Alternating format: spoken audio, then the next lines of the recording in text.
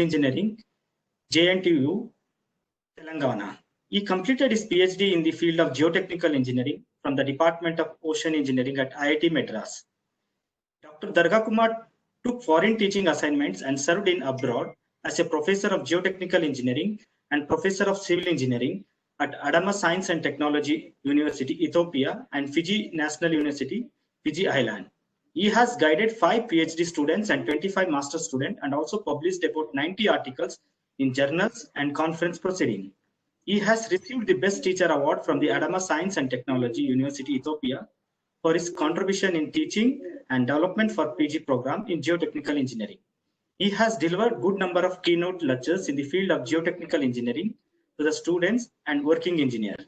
He also served as a chair PG program, program leader for BE Civil Honors program, head of the school, head of the department, and additional control of examiner.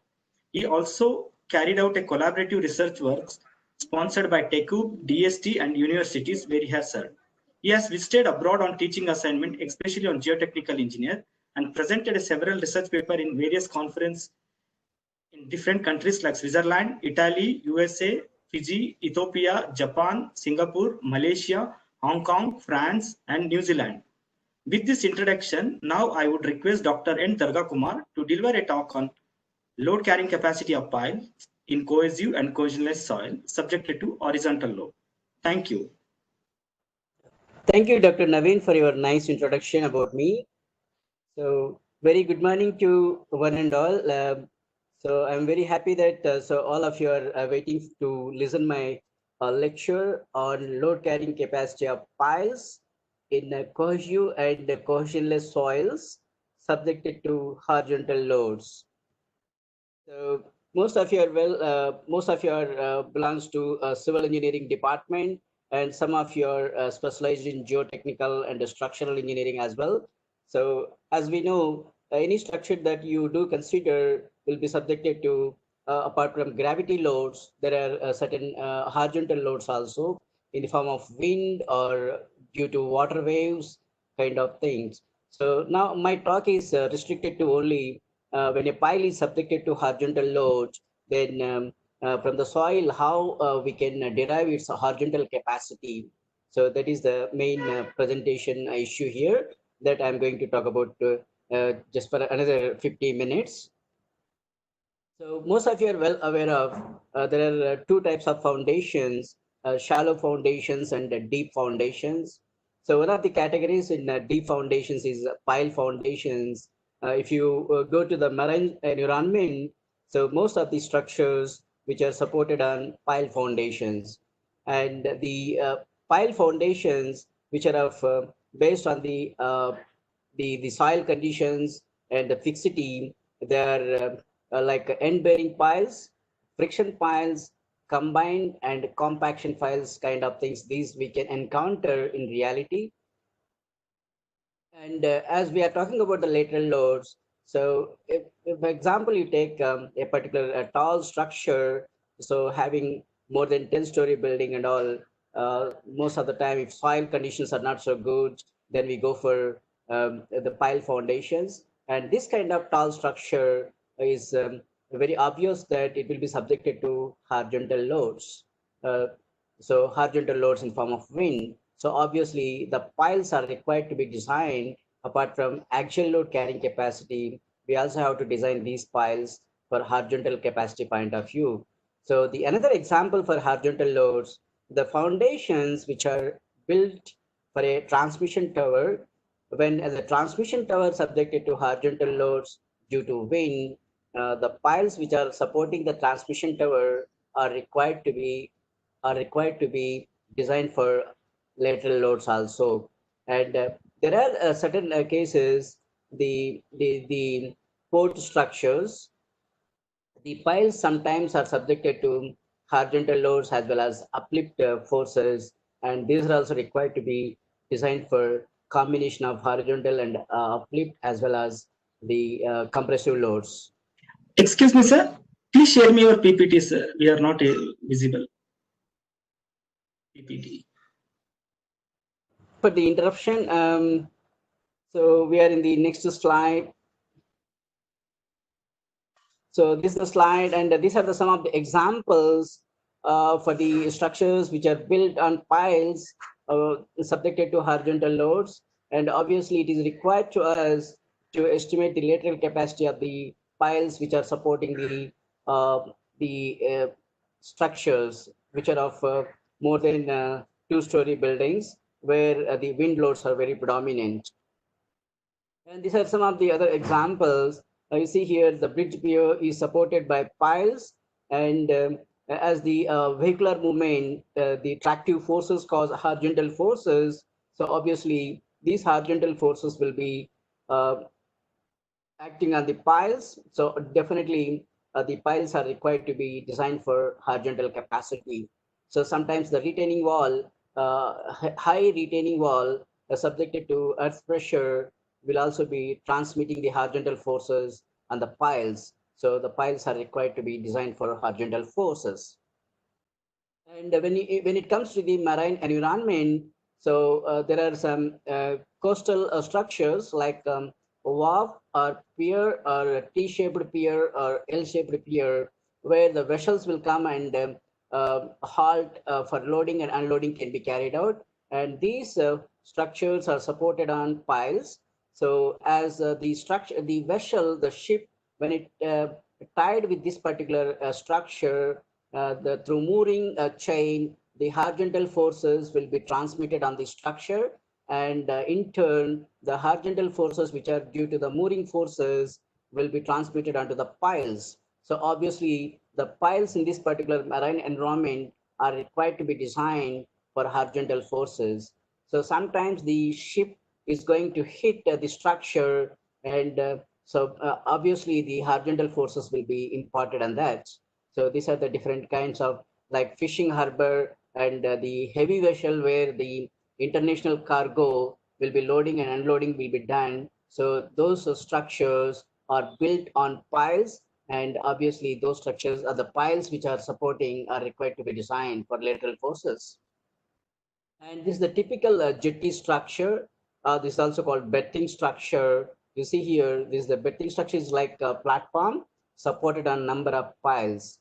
So the right side, this one is the big vessel, is the ship, and from which through crane system, the loading and unloading can be done. And as the not to have much oscillatory motion of the ship, we tie the ship with the mooring chains, and the mooring chains are connected with the bollards. So obviously, when a ship moves away from the structure, betting structure, it will pull this entire structure. So obviously, the horizontal forces will be transferred onto the berthing structure, and from the berthing structure, the horizontal forces are further transferred onto the piles. So obviously, the piles are required to be designed for horizontal forces along with the vertical forces. This is a typical plan area of the berthing structure where the heavy vessel is tied with the structure and through mooring system, and whenever the ship oscillates little bit, the mooring will be pulled away so that the structure also will be subjected to horizontal pull. So in turn, the piles will be subjected to horizontal forces. And this is another typical the pile supported warp structure is a platform, and there are so many number of piles, and this is the sloped ground near the shore, and this the blue is color is represents the water, and so obviously the this particular platform will be subjected to horizontal forces due to this particular earth movement. The sloped ground sometimes due to the wave action will move downwards and cause some lateral horizontal forces on the piles. And so in connection to this, these piles are required to be designed for horizontal forces. And also there is an anchor here. The anchor is mainly built not to have much horizontal movement of this particular platform. So that way, these are all the causes for the horizontal forces on the platform, and in turn from the platform to the piles, the horizontal forces will be there.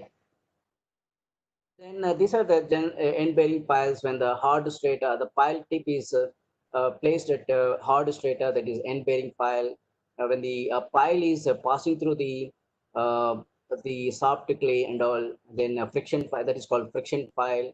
So sometimes the pile will be passing through the soft clay and resting on the hard strata.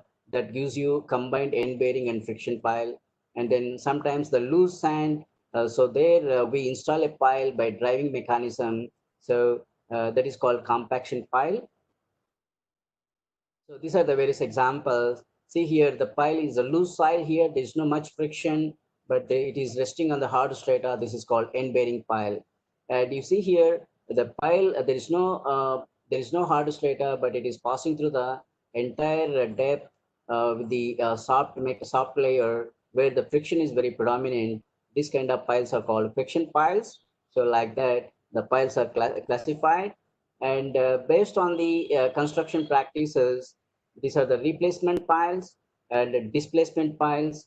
The replacement piles are called bold piles, and the displacement piles are also called as driven piles based on the construction mechanism. And the load carrying capacity point of view, in the hard rock, when the load is applied here on the pile, the load will be taken care of by here, point resistance. Sometimes in the both the frictional and end bearing case, the load carrying capacity of the piles is due to the friction and as well as the end bearing. So sometimes the pile will be subjected to horizontal forces. The resistance will be from the surrounding soil. So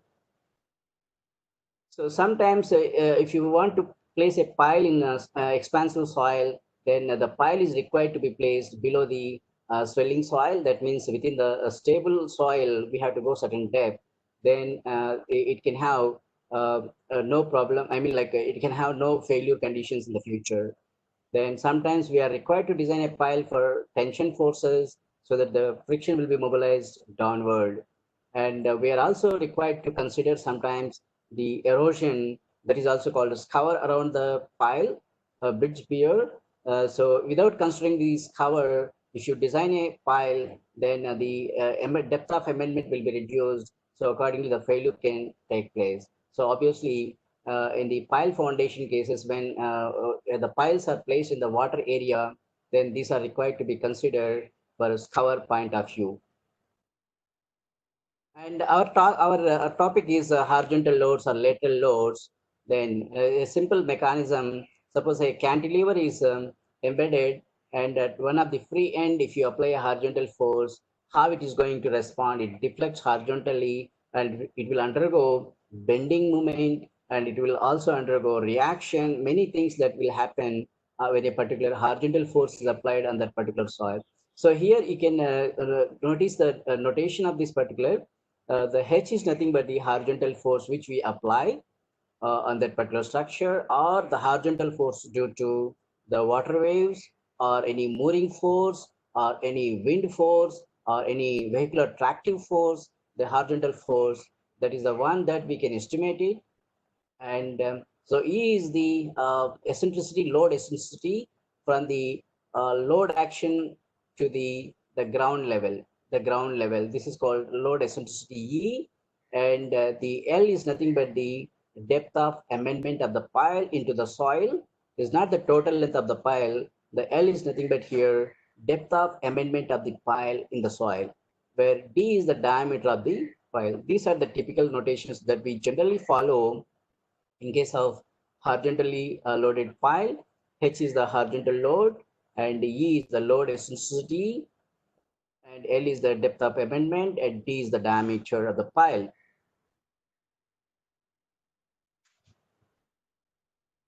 And the Winkler's hypothesis that mostly in case of laterally loaded piles and beams on elastic foundation concept, Winkler's hypothesis can be used.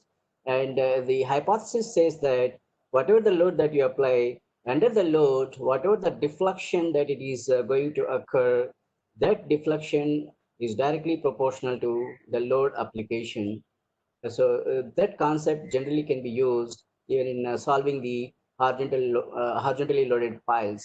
And here, based on the batter, this is called positive batter pile, and this is the negative batter pile. sometimes to resist more horizontal forces, the huge horizontal forces, we drive the pile in a better way, and that battery can be either positive or negative.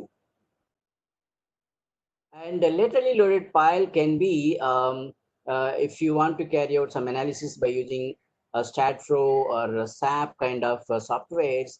So what we do here, the different springs that we consider at every 1 meter interval are possible 0.5 meter interval. And this is a one spring, horizontal spring, and like that at close interval we place number of springs, and the spring constant is nothing but at respective depth whatever the horizontal subgrade modulus or soil reaction that we can replace with this particular spring, so that if you place all these things and so that you can analyze easily by using the appropriate software the laterally loaded pile conditions. And sometimes a pile is subjected to both vertical and horizontal forces. It is required to be analyzed by using this horizontal spring and vertical spring. This horizontal spring, the constant can be derived from Py spring concept, and this vertical spring modulus can be obtained from Tz curves.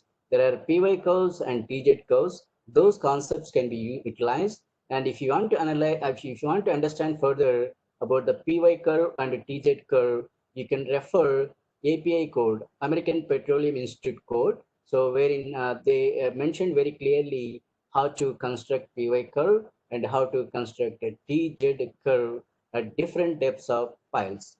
So this is about modeling kind of information. And also when a pile is subjected to horizontal force, the around the periphery circumference will be subjected to soil reaction.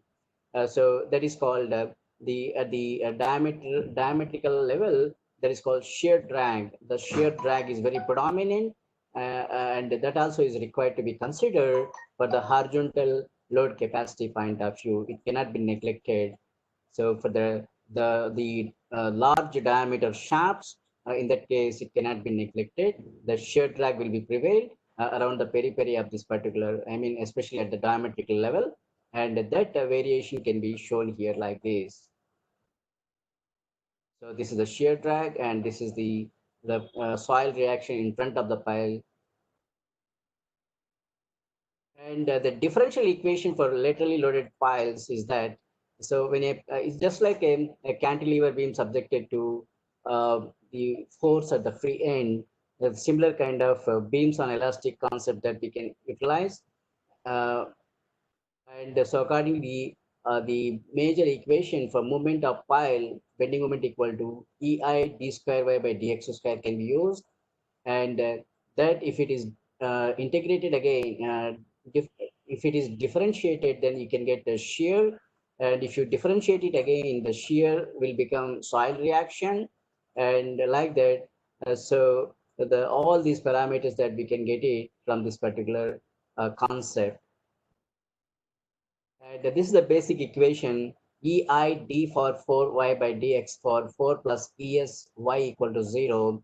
This particular equation will be used for laterally loaded pile analysis point of view, where the P is the soil reaction equal to ES into Y. So the modulus, soil modulus ES can be written as P by Y. P is the soil reaction and Y is the corresponding deflection. So that way, all these parameters can be substituted by knowing the parameters, and this differential equation of fourth order, if you can solve it, we can get the shear force, bending moment, soil reaction, slope, deflection, all those things for the pile which is subjected to lateral forces. And it is required to understand the initial secant modulus and the secant modulus for the soil resistance versus deflection. When the pile is subjected to horizontal forces, the typical curve will be like this. And for this curve, from the beginning, if you can draw the tangent, that tangent will give you a modulus that is called initial secant modulus. And there is a secant modulus. This secant modulus ES can be taken at any deflection interval. So that's what the ES is not a constant for a particular given condition, but ESI, initial second modulus, is constant one. So based on the linearity, non-linearity conditions, so whatever the suitable ES value that it can be considered for the analysis is concerned, right? So the ES, soil modulus variation with the depth, is explained in this particular one. So like this, n equal to 1, the straight linear line.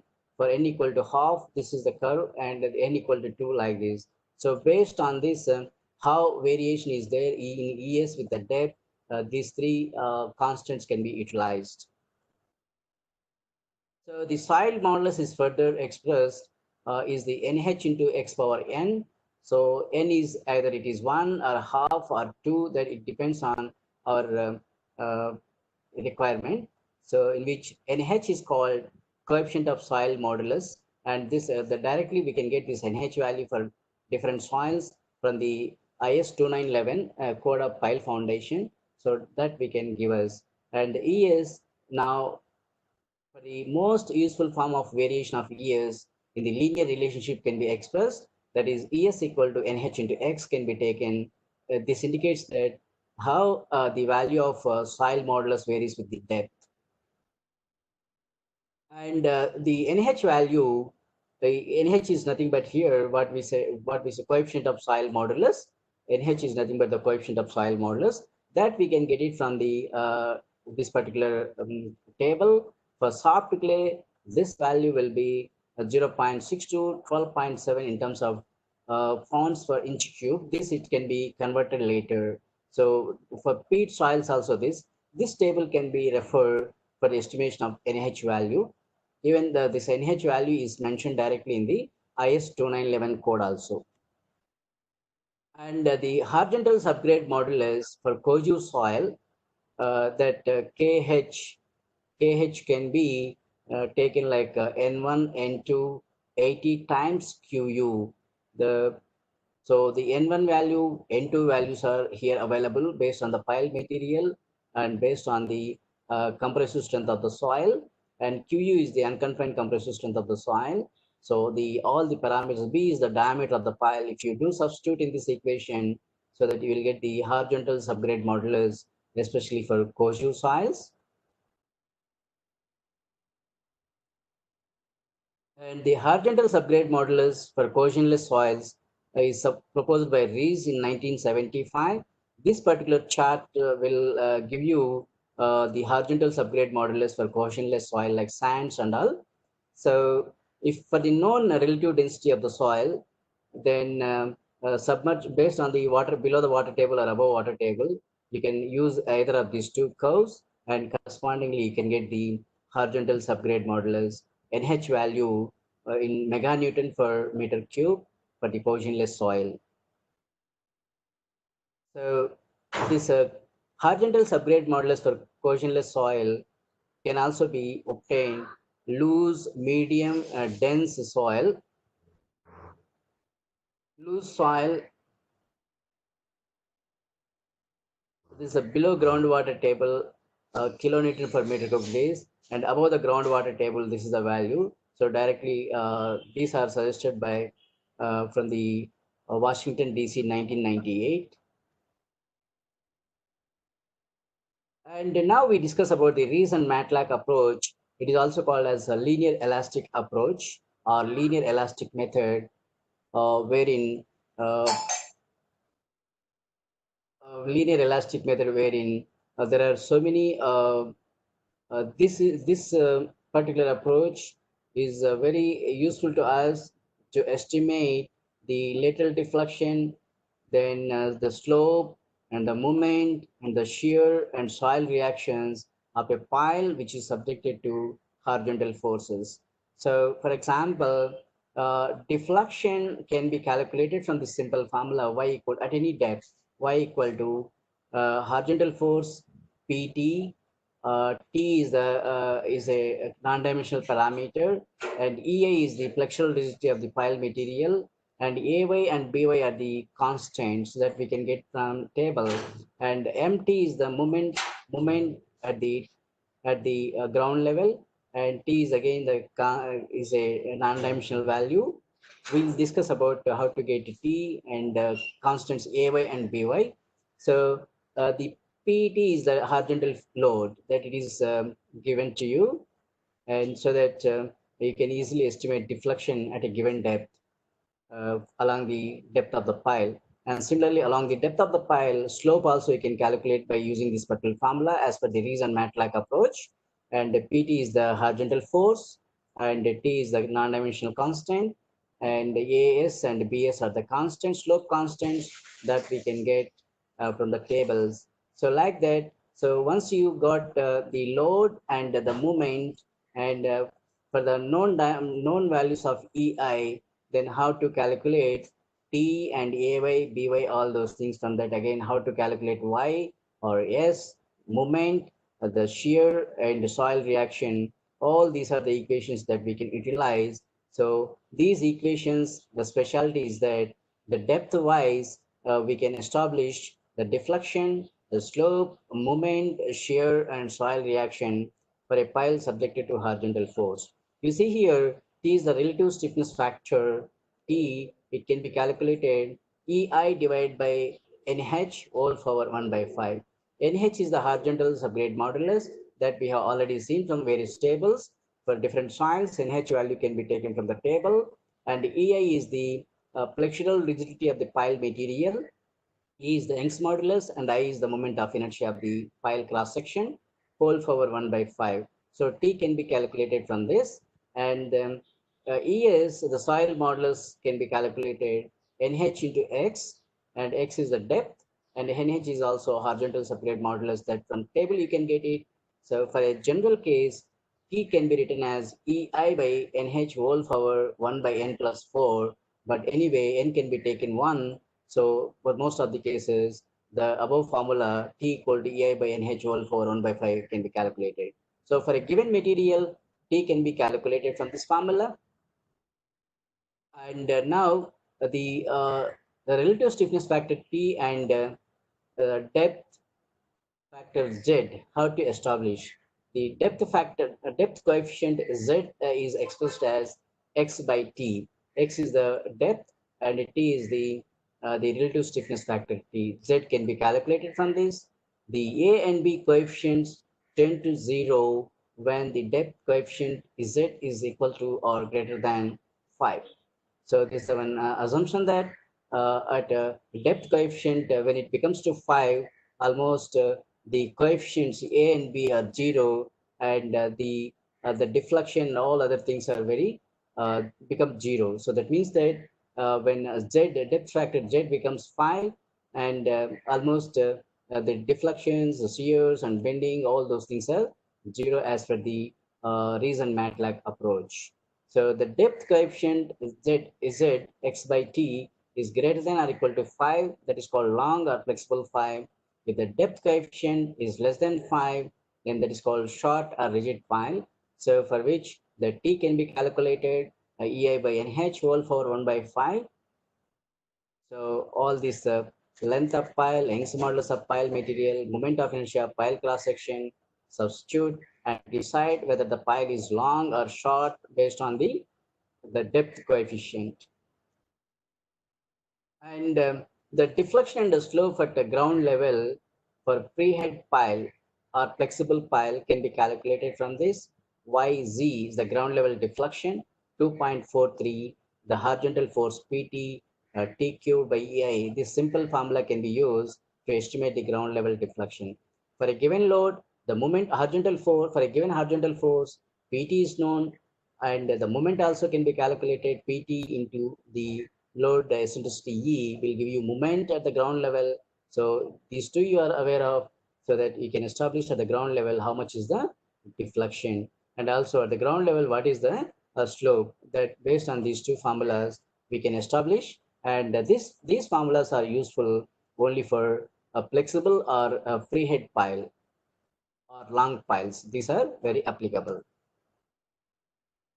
And for the fixed head pile or rigid pile, for fixed head pile, the ground level deflection is given as 0.93 times horizontal force multiplied by T cube divided by EI. And the moment at the ground level for fixed head pile can be calculated. This is 0.93 P2 into T, right? And as we discussed about to establish the soil reaction, slope, deflection with the depth of the pile into the in the soil, then we need to have the coefficients AY, AS, AM, AV, AP.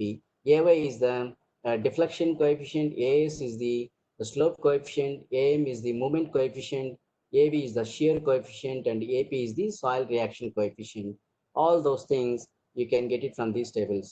See here, AY, BY, AS, BS, like that. So these coefficients will be obtained from this particular table. So for the known value of Z, Z is nothing but the depth factor, that is X divided by T. X is the depth, T is the this one was called modulus stiffness factor. So you know the X by T, so Z will be known. So then corresponding to various Z by T values, then corresponding coefficients will be obtained, and these coefficients are required to be placed in the equation so that you can establish the deflection at different depths or moments and everything. So for the B coefficients, this particular table can be referred. For the known value of depth factor Z equal to X by T, then you can get the values by, bs and all. For intermediate values, you can go for interpolation so that you can establish these values and substitute in the equation so that you can get the depth wise deflections, bending moments, and shear force and slope and all those things along with the depth. So that is the method suggested by Rees and Matlack. This is a linear approach, and this can be taken as a reference, as nowadays we have a lot of softwares and a lot of developments, and still we can compare the results that we got it through the present software and all with respect to this reason MATLAB approach. And now that is about reason MATLAB approach. So by using that, we can easily establish slope and deflection and all other things. Now the Brahms also had suggested a good number of points about how to estimate the lateral capacity of piles subjected to horizontal forces in the cohesive soils as well as in the clay type of soils. So Brahms 1964, A 1964B. So in this year 1964, we had published two papers which are very applicable papers, and one on cohesive soils and one on cohesionless soils. So accordingly, so the lateral deflections of piles at ground level at working loads can be established, and the ultimate lateral resistance of piles under lateral loads also can be established. And as for the Brahms, it is required to understand what is the fixed head pile and what is the free head pile. So in case of fixed head pile, the long pile, when we call it as a long pile, beta into L is greater than 1.5. In the fixed head pile, the short pile is known when beta into L is less than 1.5, where beta is nothing but Kd divided by 4EI whole power 1 by 4, where EI is the stiffness of pile section or flexural rigidity of pile material, and K is the coefficient of horizontal subgrade reaction, and D is the diameter of the pile, and L is the length of the pile.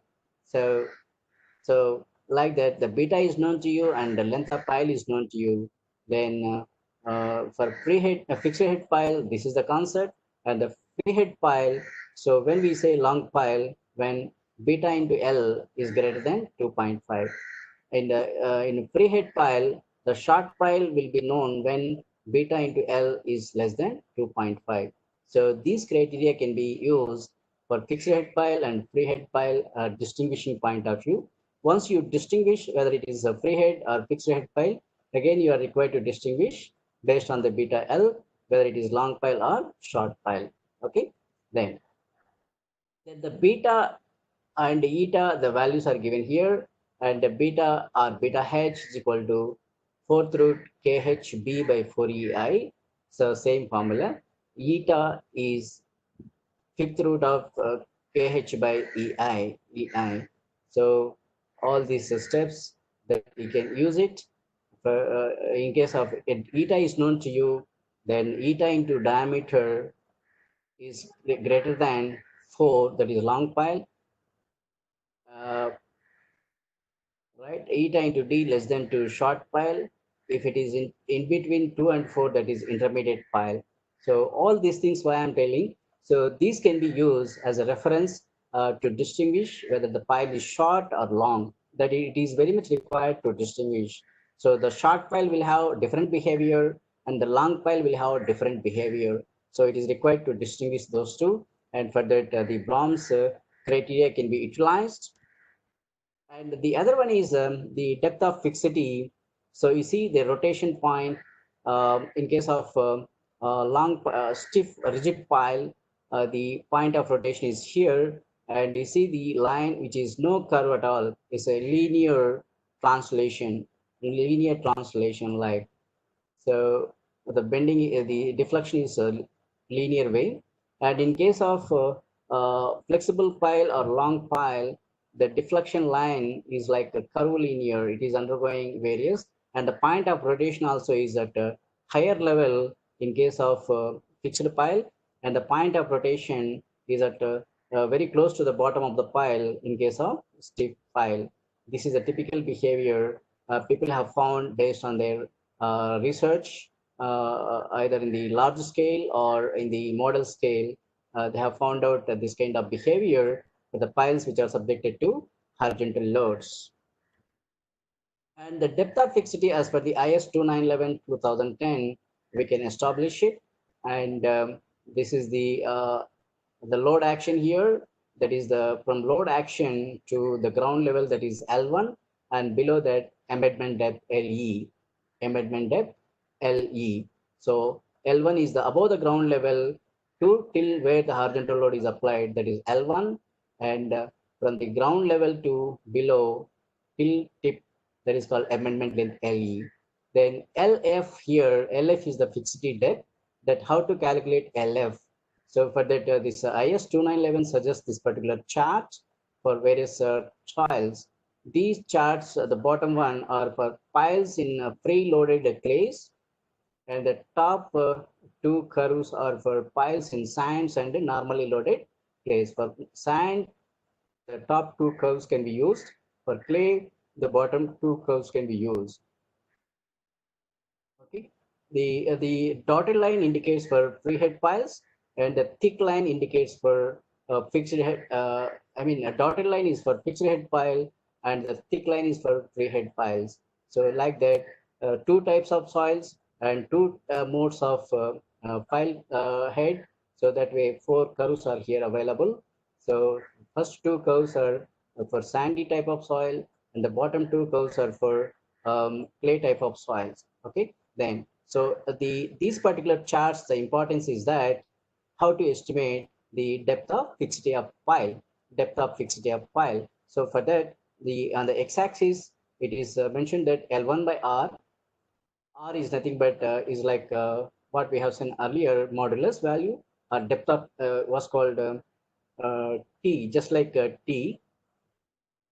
T or R, they are the values. We already seen that some equations for that.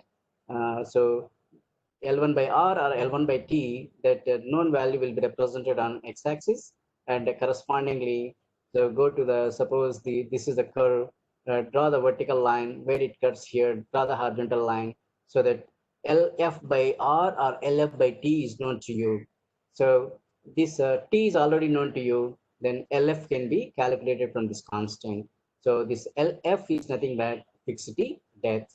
So this is about how to estimate depth of fixity from the code IS 2911-2010.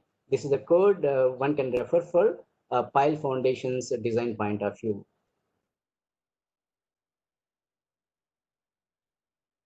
And sometimes the fixed end moment of the equivalent cantilever is higher than the actual minimum moment M in the pile. So in that case, it is required to reduce that particular moment. So to reduce that moment, what we supposed to do, we have to use some reduction factor. That reduction factor, so the moment, the fixed end moment equal to the reduction factor multiplied by fixed end moment. The actual moment m equal to the reduction factor multiplied by fixed end moment. So this you can get it. And for the known value of L1 by T or L1 by R, so get the reduction factor m from these curves, and that you multiply with the fixed end moment so that you will get the actual moment on the pile.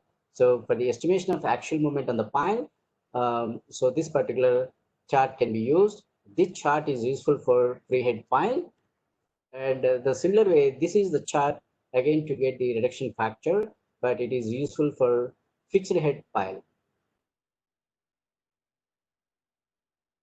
So far we have discussed about why the lateral piles are subjected to lateral loads, and then if that is the case, then how the pile mechanism and what are the deflections, bending moments, and how this can be established, and what is the reason MATLAB approach and what it suggests, and how to use the MATLAB and REES approach for establishment of slope, deflection, moment, and all other things that we have discussed, and also some horizontal subgrade modulus, how to estimate for sand and how to estimate for clay, that also we have discussed. And now also how to estimate file fixity depth. So for that, the IS code has suggested some charts. By utilizing those charts, we can fix the fixity depth for files. So now the failure mechanism of laterally loaded short piles that we see now suggested by Brahms. And so a short pile or rigid pile, when it is subjected to a horizontal force, then the pile is going to tilt like this.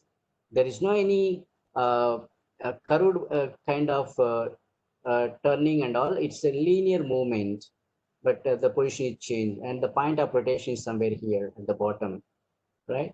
So the pressure diagram is Searle reaction diagram is like this.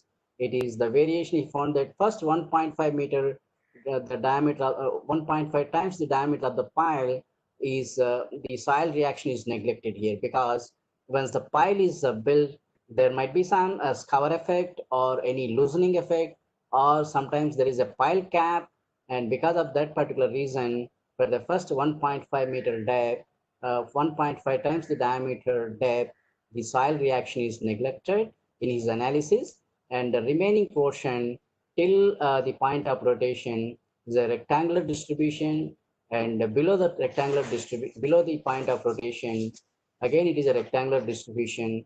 That is, how much is this pressure? 9 times the undrained cohesion multiplied by diameter of the pile. This is the pressure diagram suggested by Brahms. And in case of clay, and the bending moment that it can occur somewhere at this point and at a distance f from the 1.5 times the diameter depth. So this value is the m max. The maximum bending moment suggested by Brahms is hu. Hu is nothing but the ultimate horizontal force multiplied by E, a load eccentricity plus 1.5 times the diameter of the pile plus 0.5 times F. F is nothing but a depth. That depth can be calculated. Pu is the ultimate load, ultimate horizontal load is nothing but a HU sometimes. So 9 CUD. So this way F can be calculated. So the maximum bending moment also can be established. The L equal to length of the pile here, G plus 1.5 times the D plus F.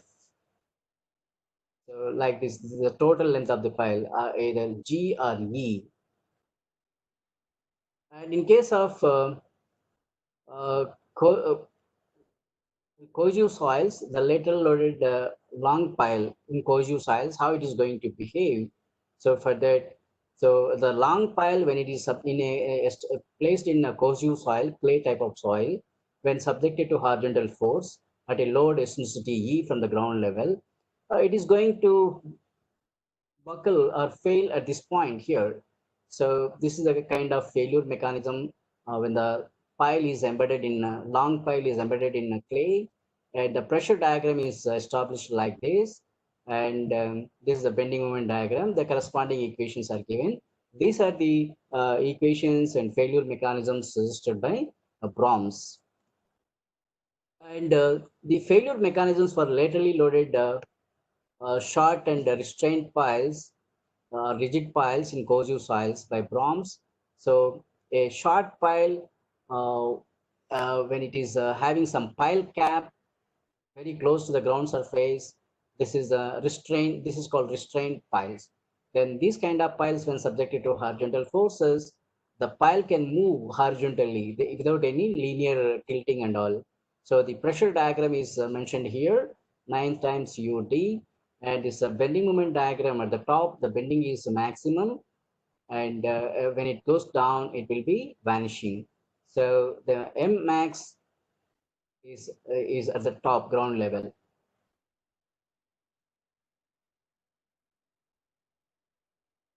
And the failure mechanism for laterally loaded long and restrained piles in cohesive soils, restrained piles, when the restrained pile long pile, this is the failure mechanism. Some little movement, and then it will, and the pressure diagrams and the bending moment diagrams are like this. And the failure mechanism for laterally loaded short pile in cohesionless soils now. In this case, where the pile is subjected to horizontal force, in case of cohesionless soil, as the depth increases, its overburden also increases, so up to certain depth. So based on that concept, the linear distribution of pressure diagram is assumed, and for which the soil reaction is 3 times a unit weight of soil, diameter of the pile, length of the pile multiplied by passive earth pressure coefficient Kp. And the bending moment, the diagram, the variation will be like this. In case of cohesionless soil, the pile embedded in cohesionless soil subjected to horizontal force, and when it is a short pile, this is the failure mechanism.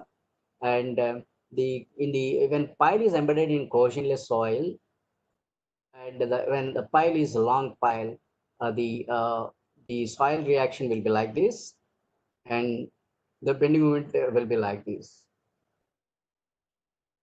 And the failure mechanism for laterally loaded short and restrained pile in cohesionless soils, the typical the soil reaction will be 3 times gamma LDKP, and the M maximum will be maximum bending moment will be at the top because it is a fixity or restrained with the pile head. Similarly, failure mechanisms for laterally loaded long and restrained piles in cohesionless soils, the typical failure mechanism and the typical soil reaction and the typical bending moment diagram. Okay, that's about different failure mechanisms. We understand that there are 2 types of soils and 4 kinds of piles. One is a free head pile, the other one is fixed head pile, and short pile, rigid pile, like the total 8 combinations we got it. And for those 8 combinations, how the load, I mean, when the horizontal load acts on it, how it is going to fail, what is the failure mechanism that we have discussed in the previous slides. Now, for the cases, ground level lateral deflection of a pile in cohesive soil, how to estimate it for the both restrained pile and also free head pile. The restrained pile is the one, it will have a pile cap, and the free head pile also has a cap, but it is like exposed. For the bridge piers and all, the kind of pile that is the free head pile. So the piles which are there for the buildings underneath the building, those are the fixed head piles. So where the pile cap and all very close to the ground surface. So for these cases, how to estimate the deflection? For that, what we are required to know, the beta into L. Beta we already seen what is its equation and all. L is the length of the pile. That you calculate it based on that. We are required to choose different curves are here. E is the load eccentricity. L is the embedment length of the pile. That ratio you can calculate. So for example, if E by L is 0.4 and the dimensionless length beta L equal to 2, then from 2 draw the vertical line till it cuts the curve E by L equal to 0.4. Then from which draw the horizontal line. So this will give you a constant called YZKDL by PT. So YZ is the ground level deflection, K is the horizontal modulus, and D is the diameter of the pile, L is the length of the pile, and PT is the horizontal force applied. So that from this particular equation, you can calculate ground level deflection. Similarly, for the restraint pile also you can calculate. So, Hello, Dr. Naveen? yeah, can you summarize, sir? Okay, right. So like these are the various charts are available, and for instance, and ultimate lateral capacity, the charts are available here, and the x-axis is amendment length, and y-axis is having PU by CU d square for different E by D values. Directly from this, for the known value of L by D, for the value of E by D, you choose appropriate curve and draw the horizontal line so that you will get the PU by CU d square. C is known to you, cohesion, D is the diameter. Ultimate capacity of the pile can be calculated. And similarly, for other case of pile, how to estimate for the known value of yielding moment Cu d cube, and for the known value of U by D, you can calculate Pu by Cu d square from the chart, and the Pu is nothing but the ultimate capacity of pile from this particular ultimate lateral resistance of long pile in cohesive soils, and similarly ultimate lateral resistance of short pile in cohesionless soils. These charts can be used, and for the known value of L by D, and by knowing whether it is a free head pile or fixed head pile. So for the fixed head pile, this is the curve, and for free head piles, these are the curves. You can use it for different values of E by L. E is the load eccentricity, L is the length of the pile. So accordingly, you can superimpose the value so that you can get the Pu by Kp d cube gamma. From this, Pu ultimate lateral capacity can be calculated for short pile in cohesionless soils. And similarly, for a long pile in cohesionless soil, this particular chart, the unknown value of Pu can be calculated. So, and like that, the yield moment is required that it can be calculated 1.3 times the yield strength multiplied by Z. Z is the section modulus. The yield strength of pile Fy is 1.3 for cylindrical steel pile. For H section kind of things, it is 1.1. So Z is the, and section modulus Z can be calculated like this for hollow section. Ultimate lateral capacity for pile groups can be calculated. So this is for this based on the spacing Z value, the reduction factor can be used. Number of piles multiplied by groove reduction factor can be from this multiplied by ultimate lateral capacity of single pile will give you the group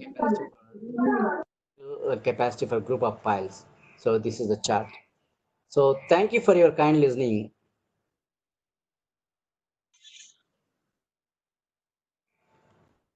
Hello, Dr. Naveen. Yes, sir. Thanks for your presentation, sir. Thank you. So I rushed. Nothing. I would like to highlight some things. Yeah, what you discussed today about the lateral loaded pile, this concept will be play a major role when you are designing this metro foundations, especially in the river bed. I want to ask you two highlight questions. Why we are not use PY curves in IS code? Why we are referred only Matlocks and Brooms method?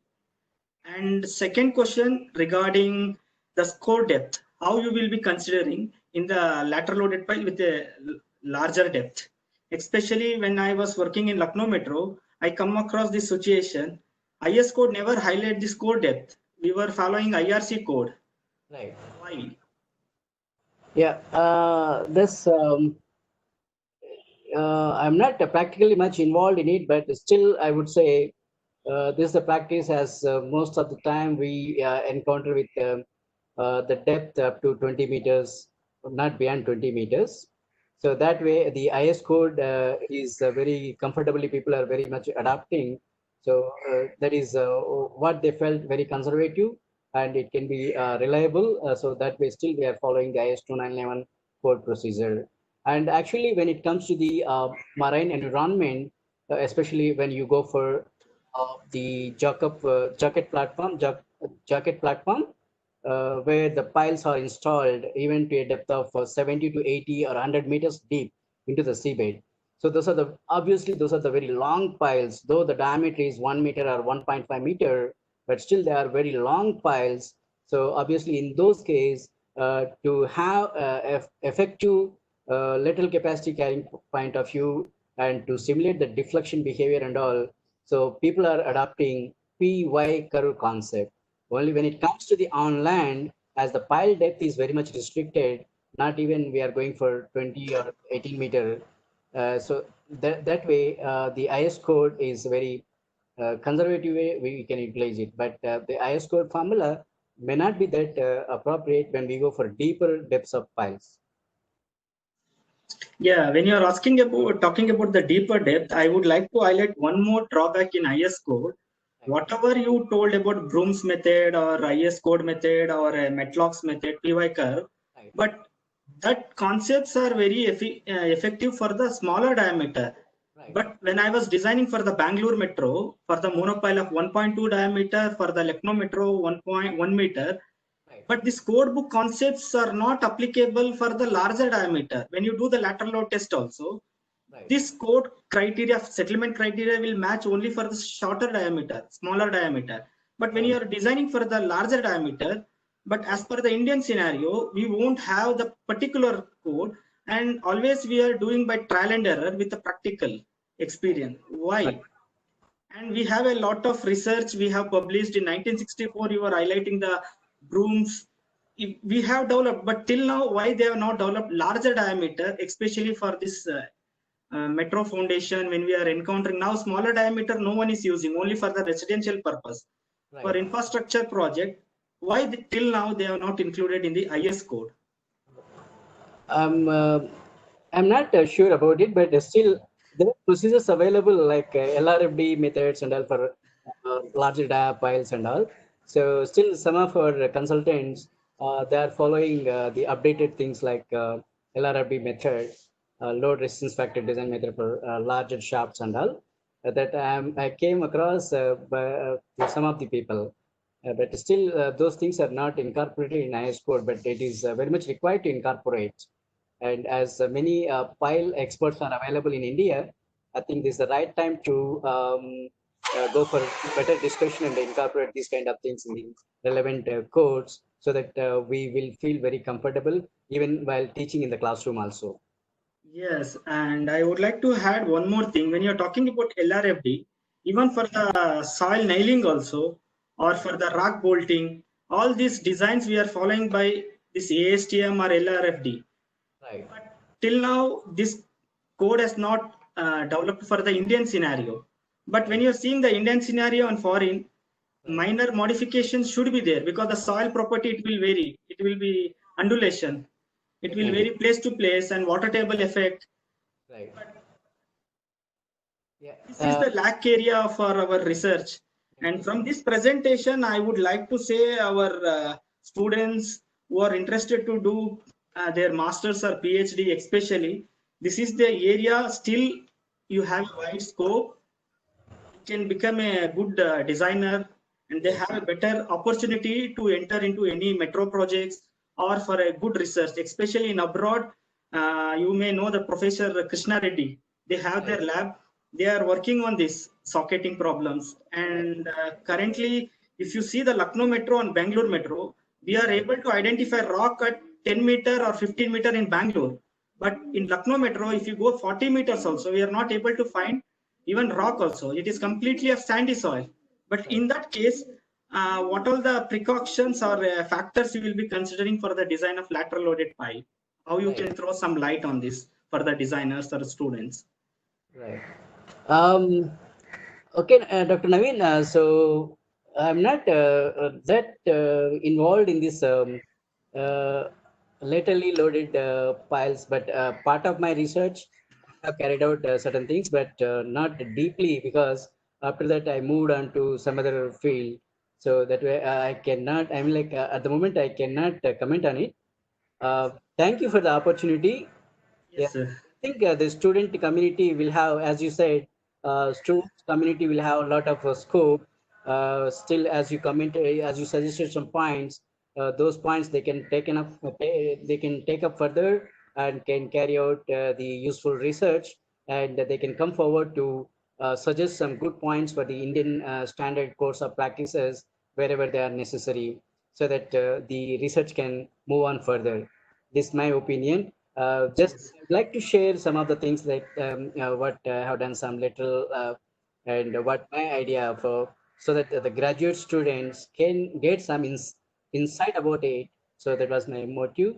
And thank you for the opportunity. Any further discussion, then through chatting or my email is available. Your students can forward some questions to me so that I can reply if I am well aware of those things. Yes, sir. Thank you, sir. Thanks for your wonderful presentation, and you have given a very informative information, especially on this lateral loaded. Is a very tricky thing when we are for the designer. So now I am very much thankful to all my students, faculty, and staff for coming to attend this webinar. I am sure that the students, faculty, and staff members have benefited by attending this webinar. And also, I am special thank to our director for providing this opportunity to organize this event. And also, I'm sincere thank to Dr. N. Darga Kumar for accepting our invitation to be the guest of speaker to this webinar. And also, I thank Mr. Ankit Batra for his support for organizing this seminar. At the end, I once again heartily thanks to all faculty, staff member, and students for their support. Thank you, one and all. Thank you, sir. Thank you, right. Thank you, sir. Bye.